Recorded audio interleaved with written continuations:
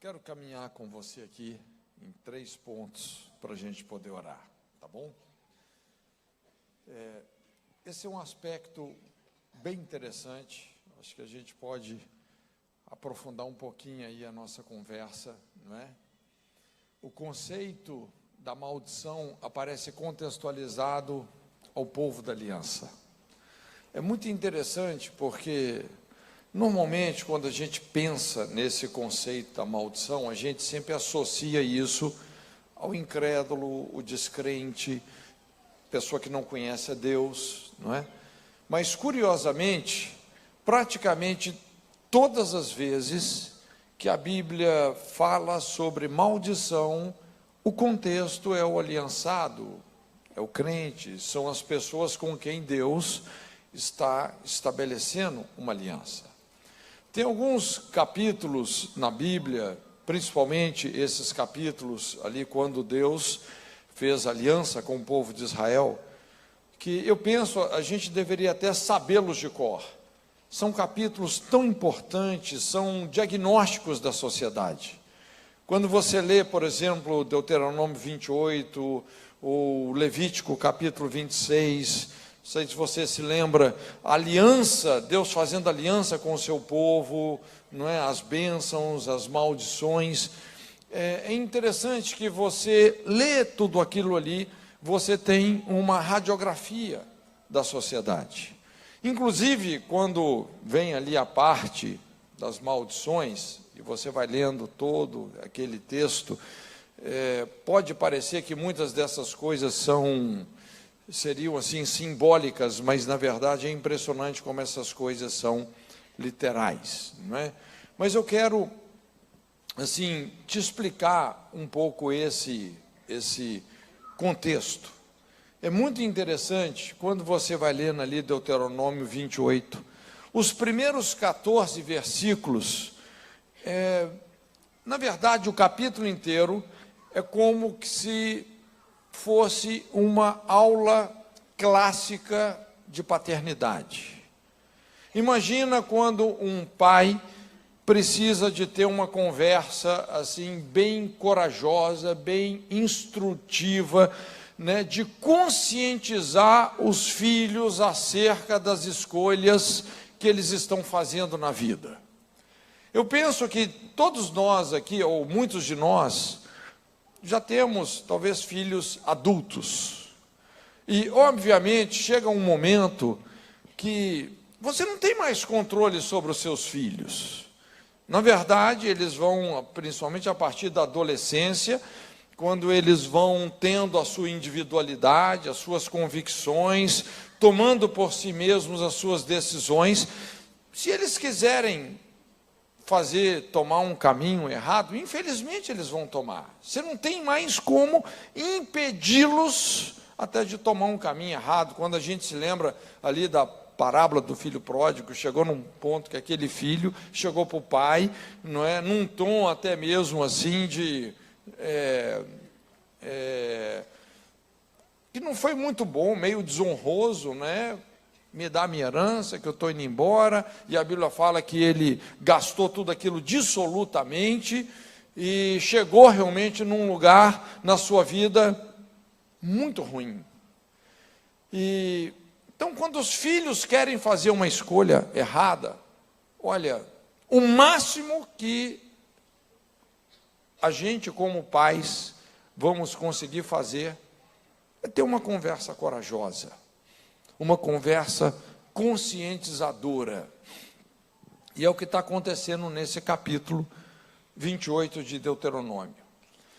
Então, Deus chega para os seus filhos, veja bem, eles já estão aqui, Israel já está numa idade mais adulta, não é? Deus havia dado para eles uma revelação da sua lei, dos mandamentos, a ordem pela qual eles deveriam viver. Então Deus fala assim: olha, se vocês inclinarem os seus ouvidos para a minha voz, dar ouvidos para os meus mandamentos, obedecer os meus estatutos, então essas bênçãos vão alcançar vocês. E vem ali 14 versículos de bênção. Vocês vão ser bem-sucedidos no casamento, na família, os seus bens, sua plantação, seus animais. Vocês vão ser cabeça, não vão ser cauda. Vocês não vão pedir emprestado, vocês vão emprestar. E Deus vai falando uma série de bênçãos. Tudo isso ligado com a responsabilidade deles guardarem os mandamentos. Então, Deus deixa isso bem claro para eles. Inclusive, se a gente fosse pensando até assim numa conversa mais madura, não é? Às vezes como igreja, muitos de nós, a gente fica muito focado assim na bênção, né? Eu vou lá no culto, porque é o culto da bênção, eu quero pegar a minha bênção. Mas, honestamente, olha, nós não deveríamos ficar correndo atrás da bênção, nós temos que correr atrás da obediência. E se você corre atrás da obediência, as bênçãos vão correr atrás de você e vão te alcançar. Você não vai escapar de ser abençoado. Então vem 14 versículos assim, Deus explicando. Olha, se vocês fizerem escolhas no sentido de ouvir e honrar e obedecer os meus mandamentos, vocês vão ser, a vida vai sorrir para vocês. Só que o pai continua falando, e aí vem o versículo 15. Não, isso. Será, porém, que se não deres ouvidos à voz do Senhor teu Deus, não cuidando em cumprir todos os seus mandamentos e os seus estatutos que hoje te ordeno, então virão todas essas maldições sobre ti e te alcançarão. Eu sei que isso aqui pode soar muito ruim para muitos de vocês. Você fala assim, puxa vida, mas quem é que está falando isso aqui? É Deus mesmo? Essas maldições vão alcançar. E se você continua lendo, vem uma lista de aproximadamente 53 versículos de bênção. Então, olha só a proporção do negócio, gente. Vem uma lista de 53 versículos de maldição, né? 14 versículos de bênção, 53 de maldição. E quando você vai lendo esses 53 versículos de maldição, rapaz, é uma ladainha de morte, é uma palavra muito dura. Inclusive, Deus vai falando, olha, não é? Se vocês não se converterem com isso, vai ficar 7 vezes pior. E se não converter com isso, vai ficar 7 vezes pior. Rapaz, a vara ali só vai engrossando, engrossando, engrossando. E, honestamente, muitas pessoas, quando leem tudo aquilo, começam até a ter uma visão distorcida da natureza de Deus. É como que se, sei lá, a pessoa começa a pensar assim, parece que Deus é um Deus muito rígido, extremamente rigoroso, com os nervos à flor da pele, não é? E Ele quer castigar os pecadores e etc. Mas olha, na verdade não é isso. Essa não é a fala de um Deus impaciente, incompassivo, com os nervos à flor da pele. Essa é a fala de um pai amoroso, expressando para os seus filhos o seu zelo, deixando claro para os seus filhos, olha, meus filhos, se vocês escolherem se tornar sistematicamente rebeldes, eu não abro mão de corrigi-los. Eu vou corrigir vocês. Essas maldições virão. São as minhas maldições. Não são maldições do diabo. São as minhas maldições. É como se Deus estivesse dizendo, olha, se você realmente se desviar da minha verdade, se você se distanciar do meu coração, se você tomar um caminho de morte, eu não abro mão de corrigir você porque eu te amo. Eu vou salvar você de você mesmo. Essas maldições virão. O que eu quero que você entenda, isso pode soar um pouco estranho para você, mas o que eu quero que você entenda é que maldição é amor, é correção, é paternidade, é Deus nos salvando de nós mesmos, é Deus lidando com a tolice, a estultícia, a loucura dos nossos corações e nos ensinando, de fato, a viver. Então, é muito interessante. Na aliança, o corpo da aliança é formado por bênçãos e maldições.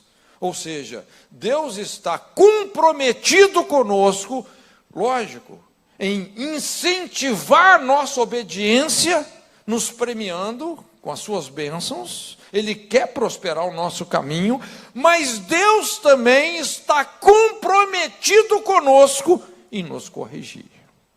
Se eu e você tomarmos um caminho de morte, um caminho de destruição, Deus falou: eu vou corrigir vocês. Essas maldições virão. Deus sabe como abalar o que é abalável, para que as coisas que são eternas se estabeleçam nas nossas vidas. Vamos caminhar mais um ponto aqui. Pode ir. Mais um, isso. O principal papel da maldição é denunciar as desordens espirituais. Veja bem, vamos aprofundar um pouco mais aqui a nossa conversa.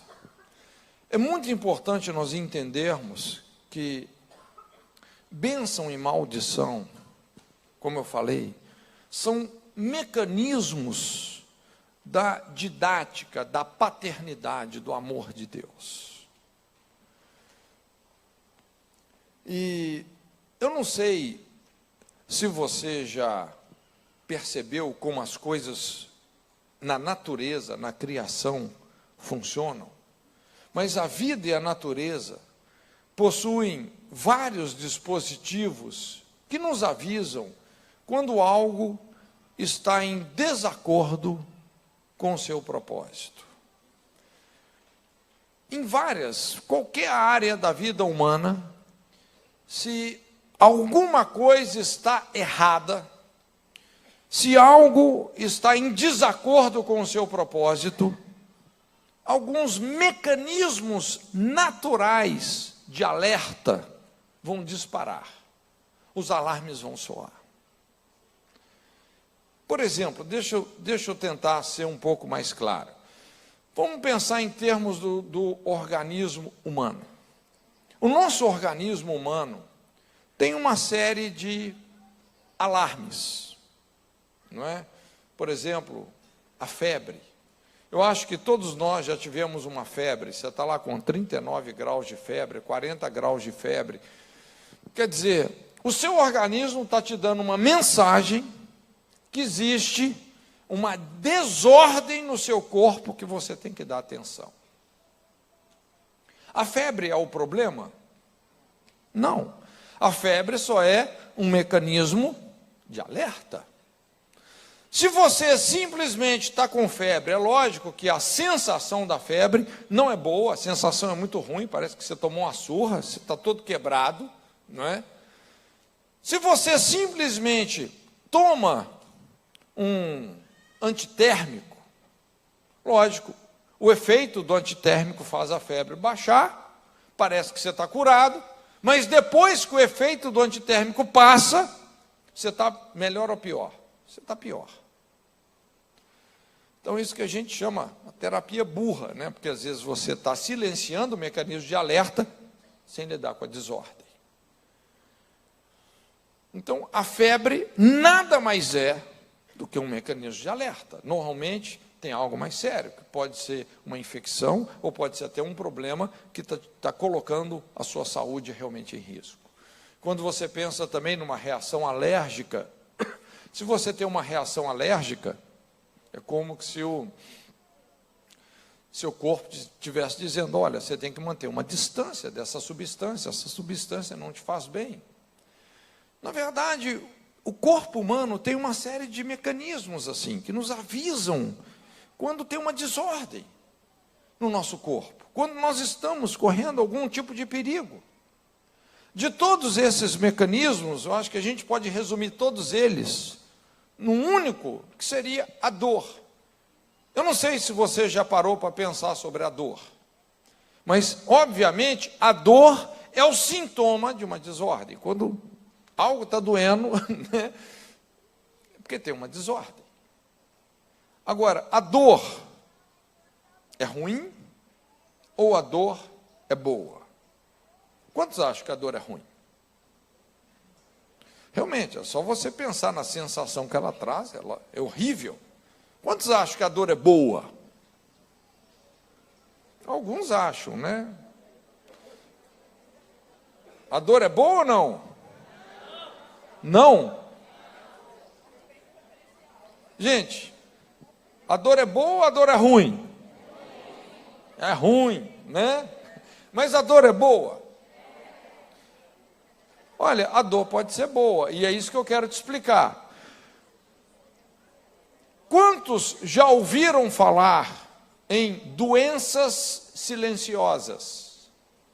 O que é uma doença silenciosa? É uma doença que ela não emite um sintoma, às vezes ela não dói. Outro dia eu estava vendo um cancerologista falando num programa, e ele falou assim, olha, os tumores mais perigosos não dói. Eu falei, uau, puxa vida, que negócio complicado, porque se os tumores mais perigosos não doem, quando a pessoa descobre, a doença já está tão avançada que já não tem nem mais o que fazer. Aí você até fala, puxa vida, por que não doeu? Eu teria sido avisado. Não é?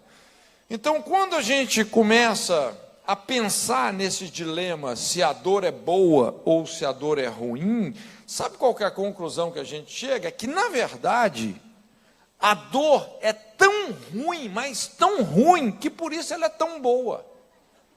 Se ela não fosse tão ruim, ela não seria tão boa, no sentido de cumprir o papel dela. Porque qual que é o papel que a dor cumpre? É um papel terapêutico. A dor, ela está mapeando onde está a sua desordem, ou onde a sua desordem está sendo refletida. Sim ou não? Quantos aqui já tiveram a dor de dente? Aí você fala assim, nem me fala. Mas quando o seu dente está doendo, é como que o seu organismo estivesse dizendo, olha, você tem que ir no dentista, você tem que abrir esse dente, provavelmente, não é? Tem ali uma cárie, tem alguma coisa que pode evoluir numa infecção, até numa infecção óssea, e até colocar a sua saúde em risco. Então, se você dá ouvidos à dor, toma as providências que você tem que tomar, trata o que você tem que tratar, resolve, a dor vai embora. Ela cumpriu o papel dela e foi embora. Então, é muito importante a gente entender. Eu estou te contando isso para você entender, na verdade, qual que é o papel da maldição. Porque, espiritualmente falando, gente, a maldição, ela cumpre um ministério. Ela desempenha, inclusive, vários papéis. E talvez o papel primário da maldição, esse é o papel primário, é denunciar a existência de uma desordem espiritual. Assim como uma dor física está denunciando a existência de uma desordem orgânica, ou uma depressão está denunciando a existência de uma desordem emocional, uma maldição, espiritualmente falando, quando às vezes você vê um quadro de exploração maligna, não é, de muita opressão, de repente o problema todo ali é que tem uma desordem. É importante nós entendermos que toda maldição é um chamado ao quebrantamento, é um chamado a um conserto com Deus. Na verdade, a maldição só é a dor, só é o mecanismo de alerta. Não adianta você querer simplesmente assim, eu vou quebrar a maldição. Honestamente, eu não gosto desse termo, quebrar a maldição. Primeiro que não funciona assim, e na maioria das vezes, o que acontece? A pessoa está querendo lidar com aquilo que traz um desconforto para ela, sem interagir com as verdadeiras desordens espirituais que estão sustentando aquele quadro.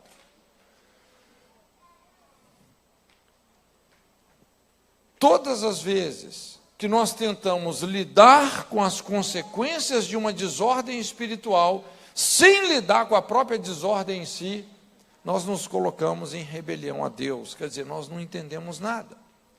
Olha, se tem um quadro de maldição, de influência, né, de exploração maligna na vida de uma pessoa, nós temos que entender onde é que está a desordem. Nós precisamos de mapear que tipo de pecado, de transgressão, onde é que nós nos afastamos de Deus, o que está acontecendo. Você querer quebrar uma maldição sem lidar com as respectivas desordens que sustentam esse quadro, no fundo, você está em rebelião a Deus.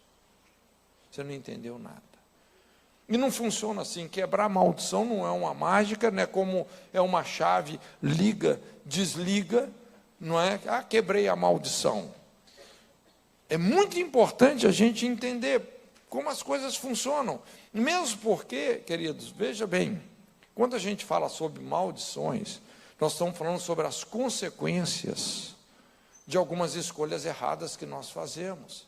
Inclusive, algumas dessas consequências, dependendo das linhas que nós ultrapassamos, que nós cruzamos na nossa vida e que não deveríamos ter cruzado, isso pode até produzir lesões permanentes, sequelas irreversíveis.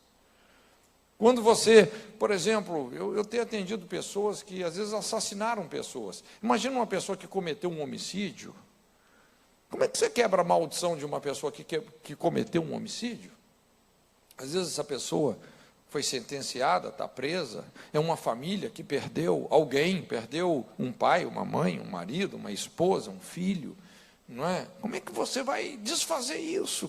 Não é só virar uma chave, liga, desliga, não funciona assim. Aliás, o ministério do aconselhamento, aí que entra a ciência do aconselhamento, é como você minimizar essas perdas, não é? Mas como lidar com essas sequelas, como diminuir esse prejuízo.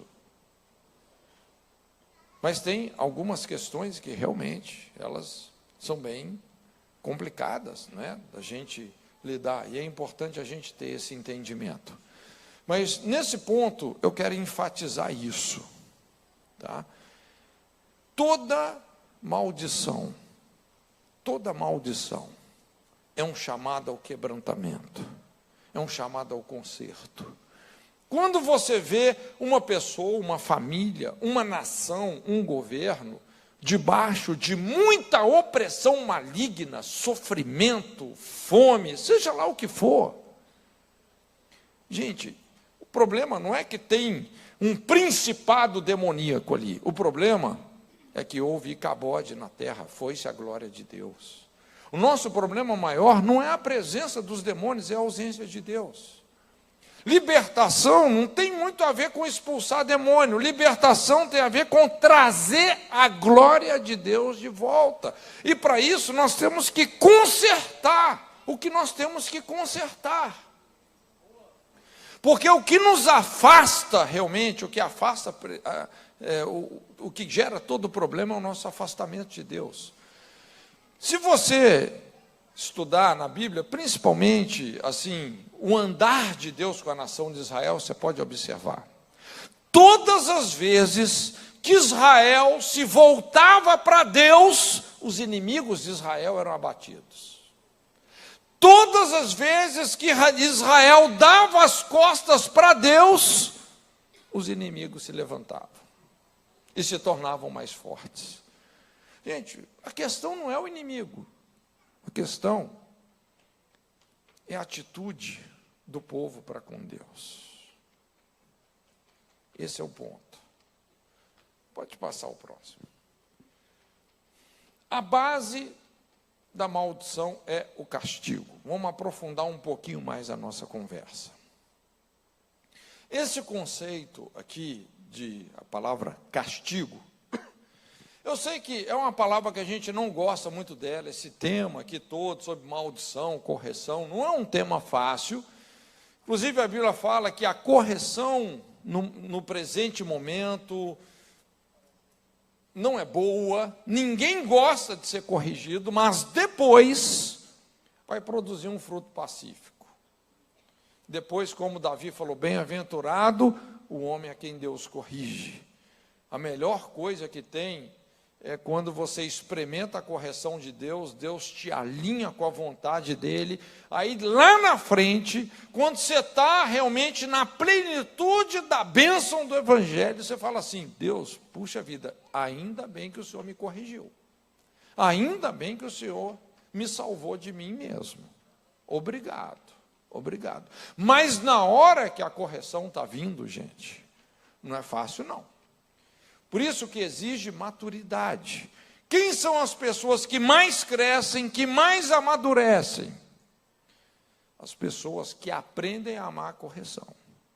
E aprender a amar a correção, isso é fruto de uma vida de cruz. Eu sei que a cruz hoje está um pouco fora de moda, não é? Mas o evangelho que funciona é o evangelho da cruz. Não é? Então, é muito importante a gente ter um coração corrigível. Agora, essa palavra, ela traz um conceito mais sério. A palavra castigo no português, ela vem de dois vocábulos, que significa purificar pelo sofrimento. O que é castigar? Punir, ou purificar pelo sofrimento. É impressionante como o sofrimento nos ensina a obediência. E esse é o propósito da maldição, é nos ensinar a obediência. Quando Jesus falou a grande comissão, não é, sobre ensinar as nações a guardar todas as coisas que eu vos tenho mandado, gente, esse é um tipo do ensino que te ensina a obedecer a Deus, que te ensina a guardar os mandamentos. Não adianta só você ter assim um evangelho da salvação, né? O evangelho como um ticket para entrar no céu.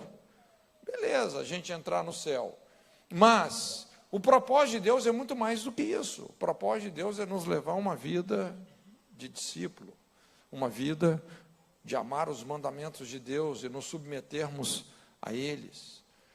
E para isso, tem muitas áreas da nossa vida, sob várias perspectivas, que nós vamos precisar de uma correção mais profunda. Então vem esse conceito do castigo. E a Bíblia fala assim, que Deus castiga quem? O filho que ele ama ou o filho que ele não ama? Quantos aqui você acredita que você é amado por Deus? Você está disposto a ser corrigido também? Olha que Deus corrige quem? O filho que ele ama. Por que a correção de Deus foi tão severa sobre Davi? Lógico, também o que Davi fez foi muito sério. Ele se envolveu não só num adultério, mas ele tentou tanto esconder aquele adultério, que ele acabou cometendo um homicídio para esconder o adultério. Então foi uma correção muito severa, mas no final, Davi fala, Senhor, bem-aventurado o homem a quem o Senhor corrige. O Senhor me corrigiu. E apesar de tudo que Davi fez, porque Davi amou a correção, Deus falou, a minha aliança é firme com a sua casa, Davi. Achei a Davi, filho de Jessé, homem segundo o meu coração, o qual cumprirá todos os meus desígnios. Mas o conceito, esse conceito da palavra castigar, ele tem muito a ver com uma recuperação. Você recuperar um território que você perdeu.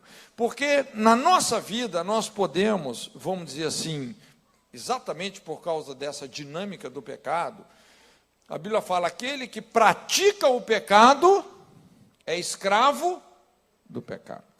Esse é o princípio do vício. Todo pecado, gente, é viciante.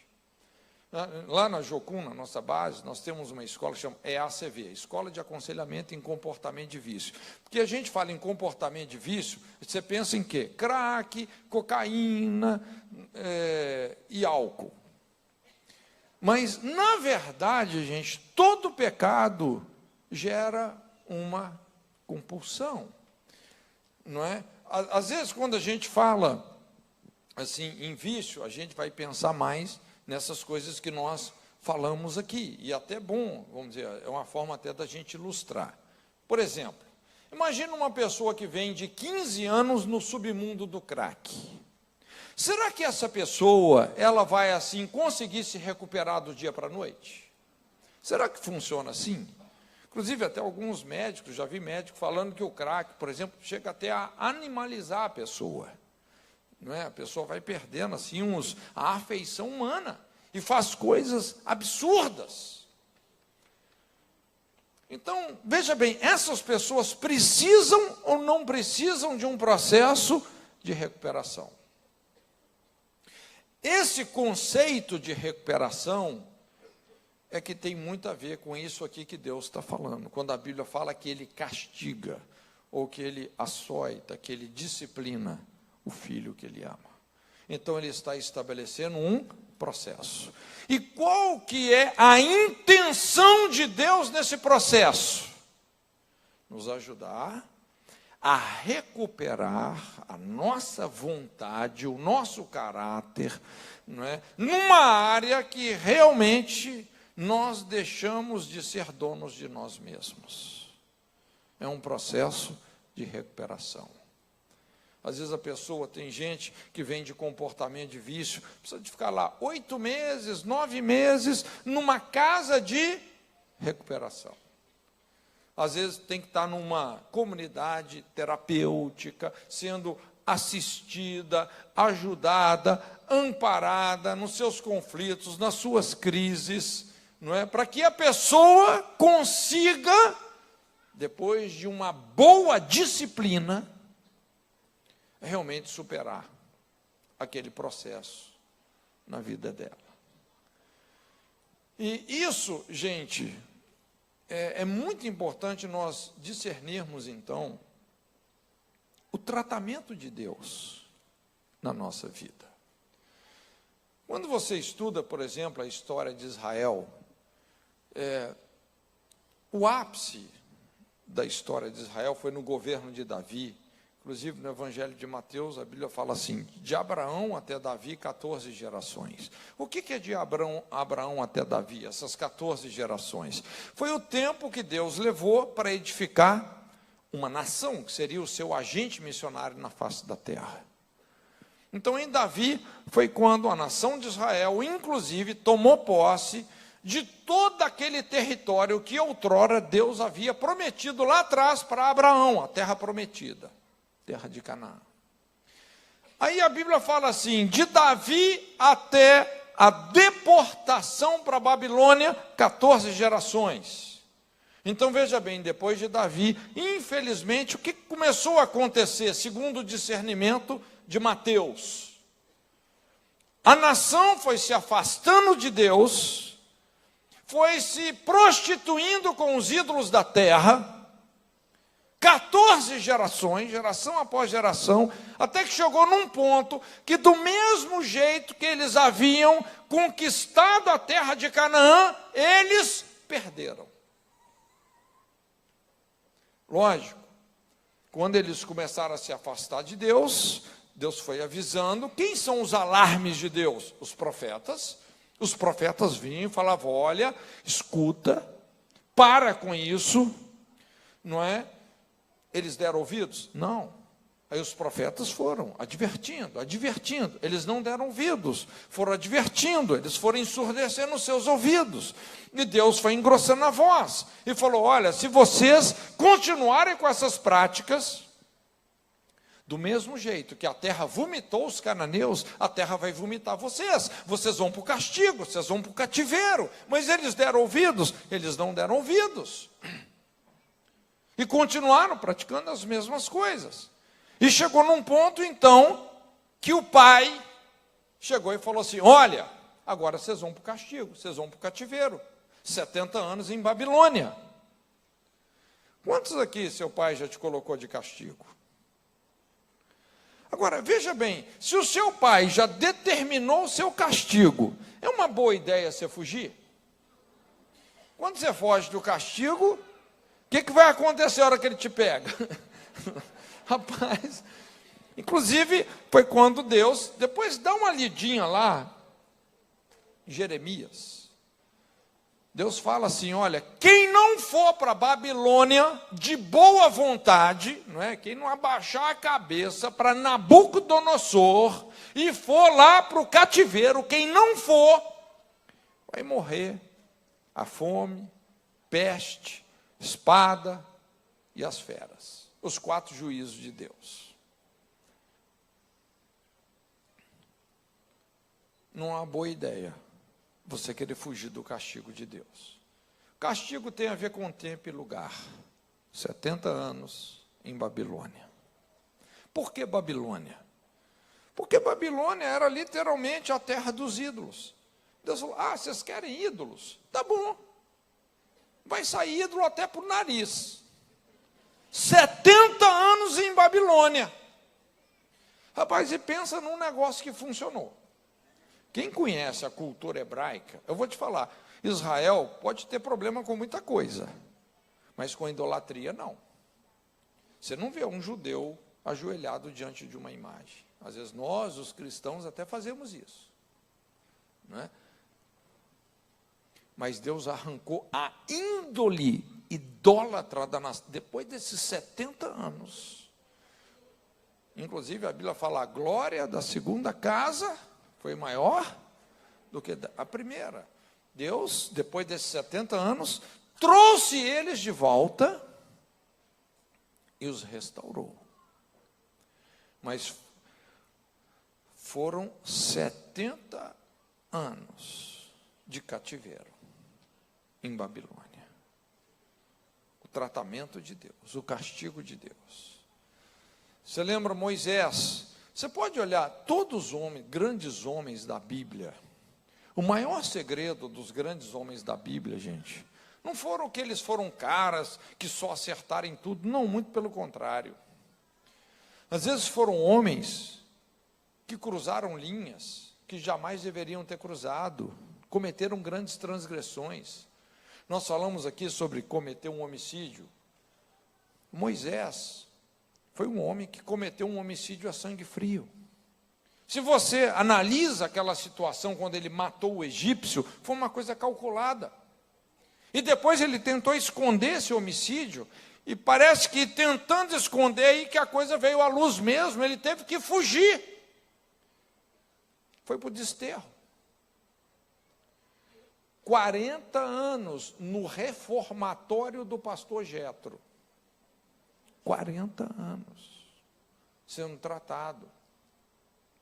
E de homicida, depois de todo esse tempo, Deus transformou ele no homem mais manso da face da terra. Deus desistiu de Moisés, gente? Não. Deus o restaurou. Quando você estuda a história de Jacó, Jacó tinha uma índole terrível. Ele enganou o pai, ele acabou realmente se aproveitando da debilidade espiritual do seu irmão, tomou a herança do irmão, mas fazendo todo um jogo manipulativo. 20 anos no reformatório do tio Labão. Olha, se Jacó se julgava um cara esperto, Labão era PhD. Pensa num cara que encontrou o jogo manipulativo dele ao cubo, para onde ele foi.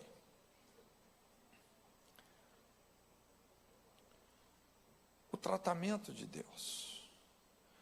Irmãos, olha, para cada Jacó, Deus tem um Labão. Para cada Moisés, Deus tem um Jetro. Para cada Israel que se rebela, Deus tem uma Babilônia.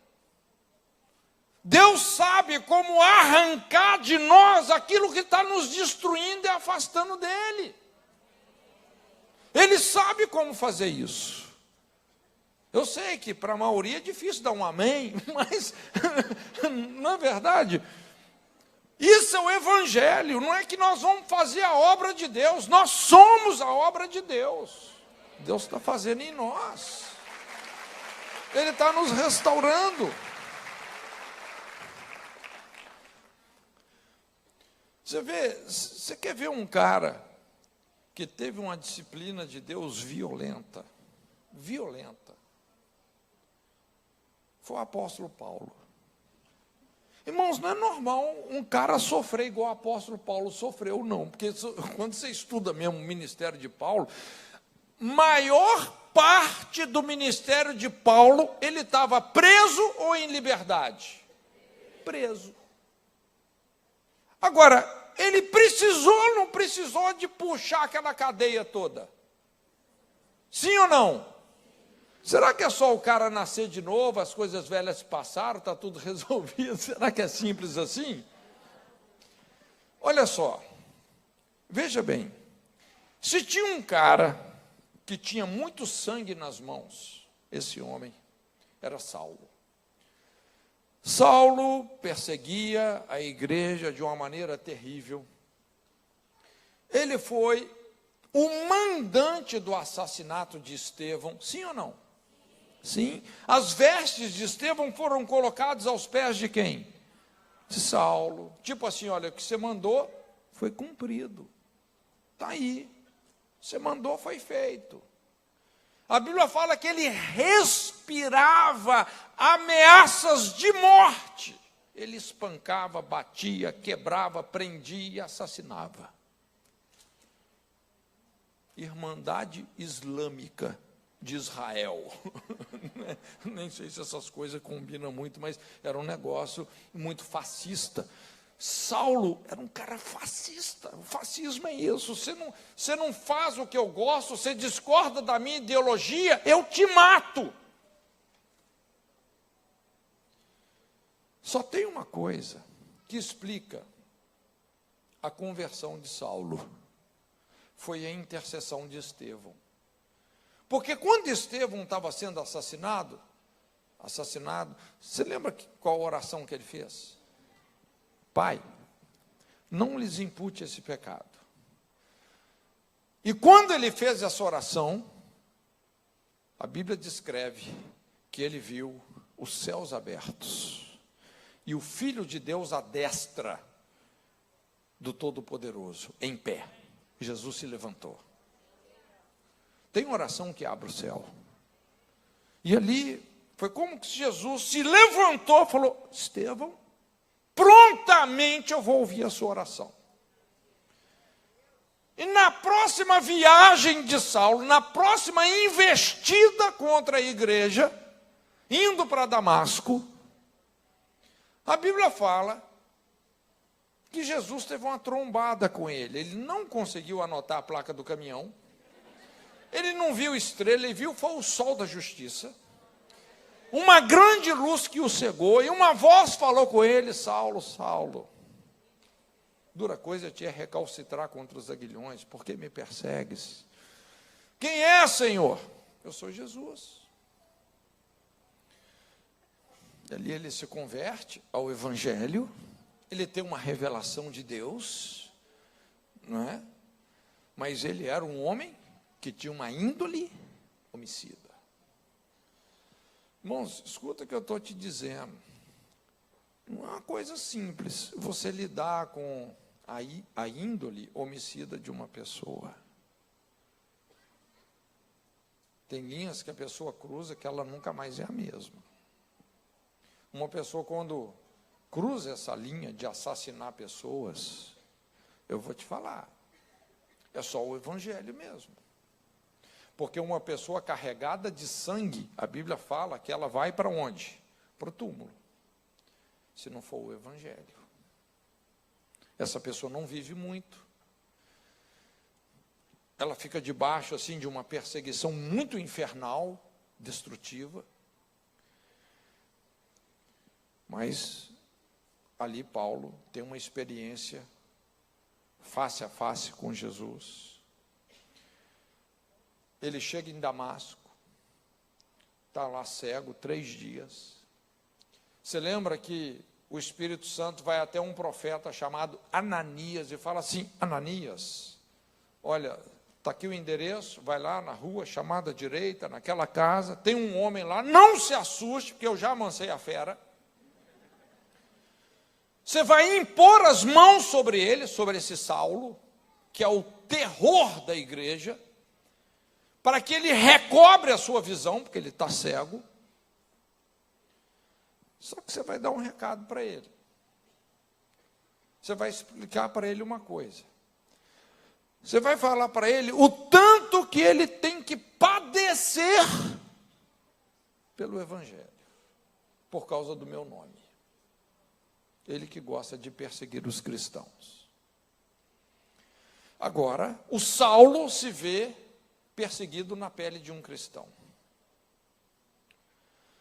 E é interessante como que realmente esse sofrimento, essa disciplina começa na vida dele.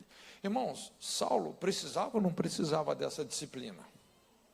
Lidar com essa índole homicida, sanguinária que ele tinha. Imagina um pastor assim, que carrega o legado de um homicida. Gente, essas coisas não saem da pessoa do dia para a noite, não. Jesus falou: eu vou cuidar dele, eu vou recuperar ele, mas vai ser uma disciplina difícil, ele vai sofrer muito. Fala com ele, fala para ele aguentar firme. E Paulo descreve esse sofrimento através das perseguições que ele começou a sofrer, e ele descreve assim, que ele tinha um espinho na carne. Não é isso? Explicando melhor esse espinho na carne, ele descreve como sendo um mensageiro de Satanás. Um espinho na carne é um mensageiro de Satanás. Se fosse na Universal, eles iam dizer o quê? Que Paulo tinha um encosto. E era um encosto mesmo. Porque o que ele... Só tem uma explicação para isso, gente, não tem duas. Biblicamente, só tem uma explicação para esse tal espinho na carne, essa disciplina. Inclusive, ele tentou atalhar isso, falou: Senhor, tira esse negócio de mim, não é? Por 3 vezes ele ora. E quem era esse espinho na carne? Eram os judeus que perseguiam ele onde ele ia.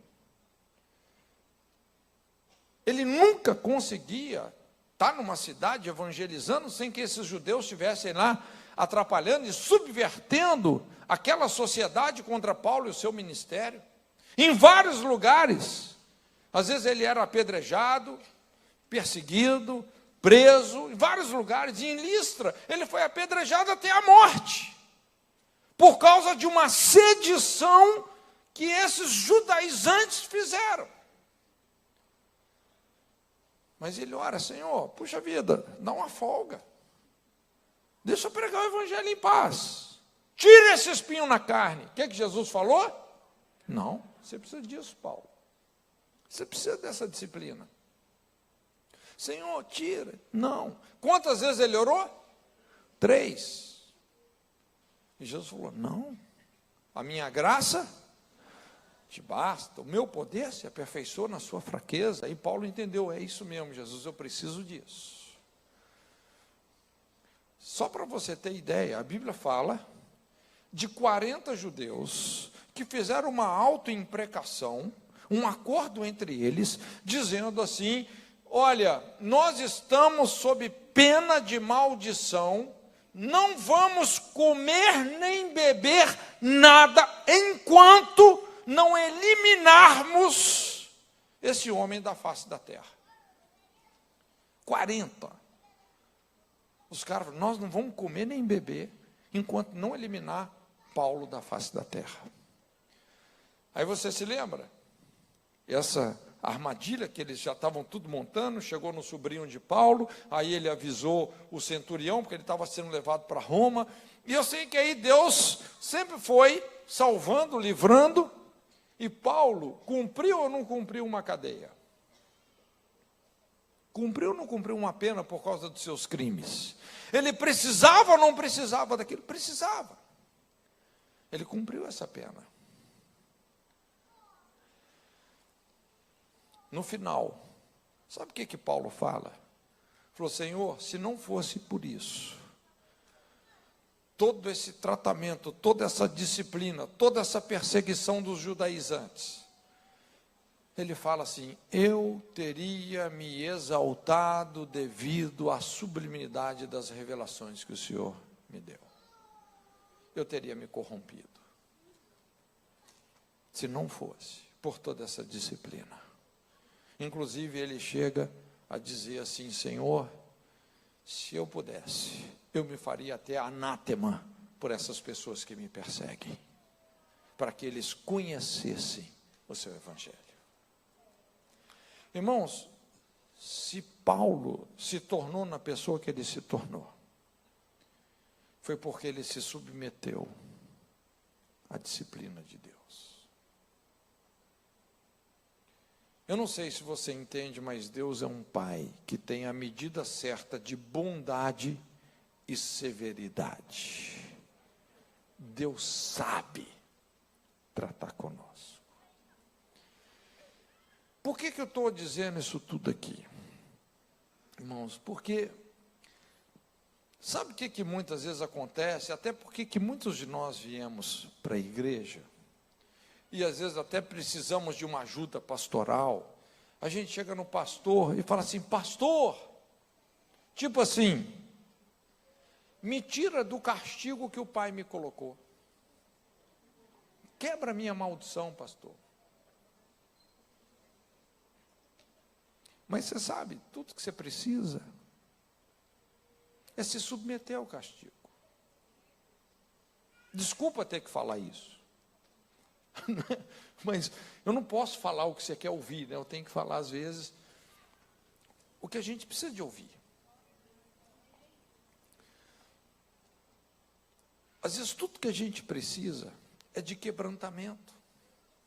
É de falar: Senhor, o Senhor estabeleceu uma disciplina, eu quero cumprir. Agora, deixa eu te explicar como é que esse negócio funciona, porque isso aqui é mais poderoso do que a gente imagina. Quando a gente fala sobre lidar com a maldição, como é que você lida com a maldição? Nós falamos, a base para você lidar com a maldição, a base, é você amar a correção. Amar a correção. E principalmente, você se submeter àquela disciplina que o pai estabeleceu.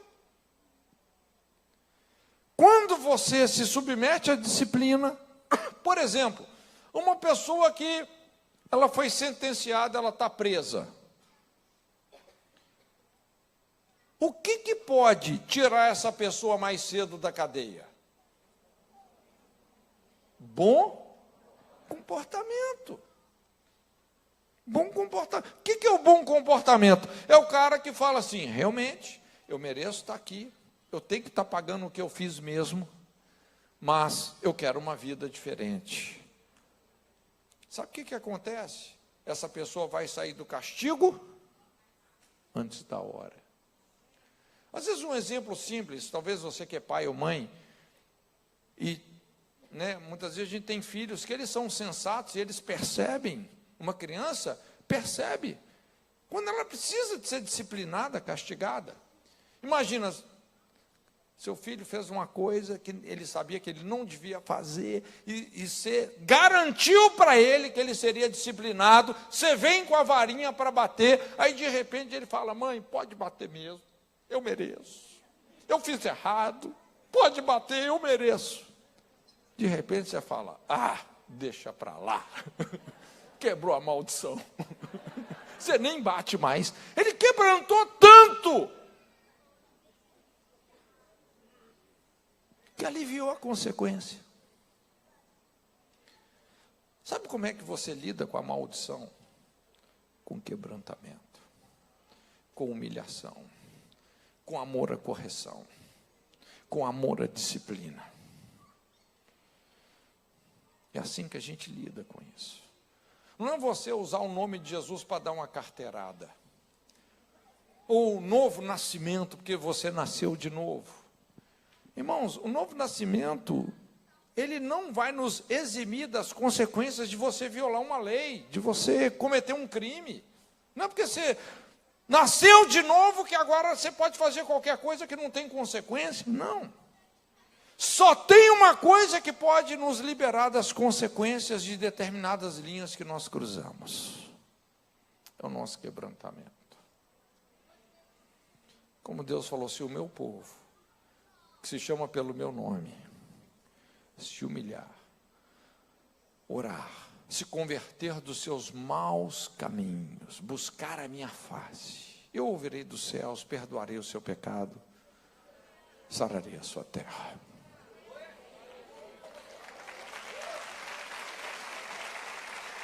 Agora, você entende também, assim, eu quero estou te passando uma visão muito realista, porque muitos de nós, como Paulo, como Moisés, como Jacó, às vezes nós vamos precisar de um tratamento mais profundo, de um processo de recuperação. Às vezes nós vamos precisar. Como eu disse, lidar com a maldição ou com as consequências de determinadas escolhas erradas que nós fazemos na vida, não é uma chave liga-desliga. Eu costumo dizer, você lidar com a culpa do pecado é fácil, porque a culpa é pessoal, então você arrepende, Deus te perdoa. Mas lidar com as consequências, às vezes é um campo muito vasto de injustiça, vai afetar muita gente inocente, você correr atrás disso tudo, nem sempre é muito simples. Mas a chave é o quebrantamento, é o amor à correção, essa é a grande chave. Eu não quero criar uma expectativa errada, porque você aceitou Jesus, as coisas velhas se passaram. Gente, não funciona assim, é só você ter um pouquinho de bom senso. Imagina se você tinha uma dívida de 50 mil, aceitou Jesus, sua dívida deixou de existir porque você aceitou Jesus, as coisas velhas se passaram. Ou se você tinha uma alimentação você não tinha nenhuma santidade orgânica, e você desenvolveu uma série de doenças, se aceitou Jesus, quer dizer que as doenças vão embora? Pode até ser que Deus te cure, mas pode ser que não. Você vai ter que exercitar uma disciplina em Cristo que talvez você nunca tenha exercitado antes.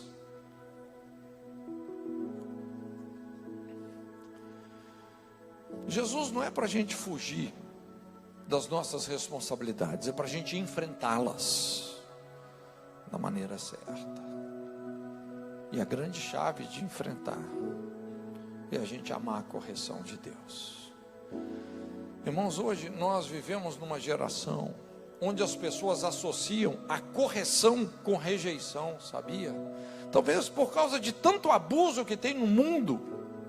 Quando a gente olha hoje a onda de violência, por que essas pessoas vão para o mundo de violência? Porque antes delas irem para o mundo de violência, elas sofreram violência.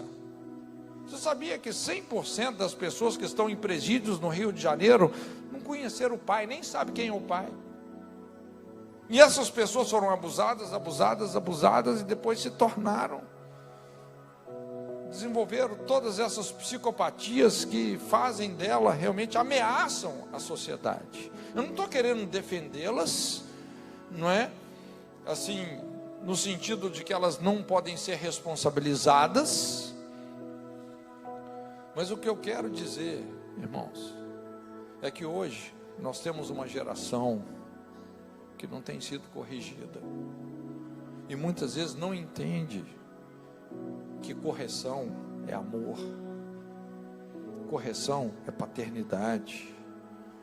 Quando você entende o sentido e o conceito da maldição na Bíblia, quando você entende a função que a maldição exerce, porque a maldição ela vem primeiramente para alertar, depois para corrigir, depois para castigar, vem para tentar nos salvar, nos redimir. Quando você entende a função, os ministérios que a maldição desempenha, você acaba chegando nessa conclusão que no fundo, a maldição é uma bênção. E não podia ser diferente, porque é um princípio que vem de um Deus perfeito, amoroso, infinito na sua bondade. E tudo que Deus quer é nos alinhar com a ordem que Ele estabeleceu. As leis, os mandamentos, os estatutos, toda a ordem que Deus estabeleceu para esse universo em todas as suas dimensões, são maravilhosas. E Ele quer nos alinhar com isso. Trabalhando na nossa vontade. Porque a questão de Deus não é só lidar com o pecado humano, mas é lidar com o pecado humano respeitando o livre-arbítrio do homem. E quando Deus acha no nosso coração esse quebrantamento, esse amor à correção, a Bíblia fala: Deus habita com o quebrantado de coração e o contrito de espírito. Ele habita, Ele vem. Então eu gostaria que você curvasse a sua cabeça. Eu gostaria de orar com você, também me identificando com você. E se você entende que tem alguma área da sua vida que Deus está te corrigindo, talvez pode ser que não, você está experimentando uma vida de paz, que você está plenamente reconciliado com Deus, sei lá, as coisas estão resolvidas mesmo, então, porque o Evangelho é isso. Mas se tem alguma área da sua vida que você discerne, que você está sendo disciplinado, Deus está tratando com você, e nessa noite você quer dizer: Senhor, eu me coloco na sua mão como barro nas mãos do oleiro. Eu me submeto ao seu tratamento, eu me submeto à sua correção. Eu não vou desmaiar quando eu for corrigido, porque eu quero ser filho. Quem se submete à correção é filho. Se você quer realmente se submeter ao tratamento de Deus, à disciplina dele, recebendo como amor, sai do seu lugar, vem aqui na frente. Eu gostaria de orar com você.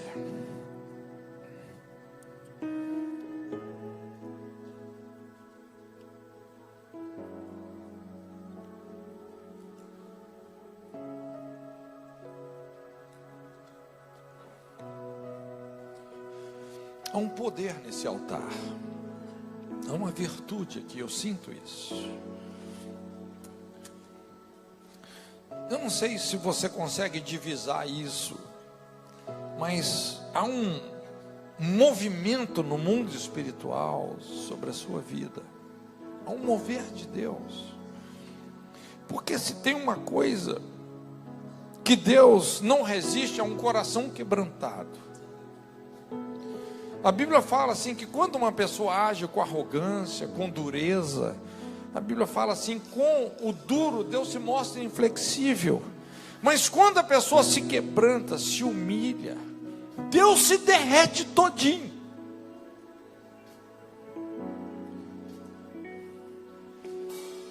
Talvez você está passando por coisas muito difíceis, eu não sei. Talvez está sendo a pior fase da sua vida, eu não sei. Mas Deus tem um caminho na tormenta. Ele sabe como lidar com as nossas rebeliões. Ele é expert em criar filhos. Ele sabe. Ele sabe dosar a bondade, a severidade. Ele sabe como nos confrontar, como nos corrigir. Pai, nessa noite, juntos, eu quero me identificar com cada vida preciosa que está aqui nesse altar. Eu sei, Senhor, que o aroma desse quebrantamento chega nos céus. Senhor, e olha para o coração quebrantado dessas pessoas que estão aqui. Nós queremos dizer, Senhor, que nós não vamos resistir à sua correção. E a disciplina que o Senhor determinar para qual seja a área das nossas vidas, Senhor, de bom coração nós vamos cumprir. Nós não vamos desmaiar, reclamar, murmurar. Nós não vamos dar os nossos chiliques, mas de coração, Senhor, nós vamos receber como correção de um Pai amoroso. Somos teus. Como Davi disse, quando o Senhor o corrigiu por ele ter confiado na grandeza do seu reino, o Senhor disse: escolhe, Davi, 3 coisas. E ele falou: Senhor, caia eu nas tuas mãos, porque o Senhor é um Deus misericordioso. Senhor, e hoje nós nos colocamos nas tuas mãos, porque o Senhor é um Pai quebrantado, cheio de misericórdia. O Senhor não nos trata como de fato os nossos pecados exigiriam que fôssemos tratados. As misericórdias do Senhor são as causas de não sermos consumidos. E se hoje nós estamos nesse altar, é a sua bondade.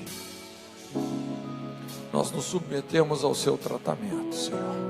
Nos submetemos à sua correção. Reconhecemos que as suas maldições não são as maldições do diabo, são as suas maldições. É a sua forma sábia, inteligente e necessária de nos corrigir. Recebemos como amor, bondade, paternidade. Em nome de Jesus. Adora o Senhor.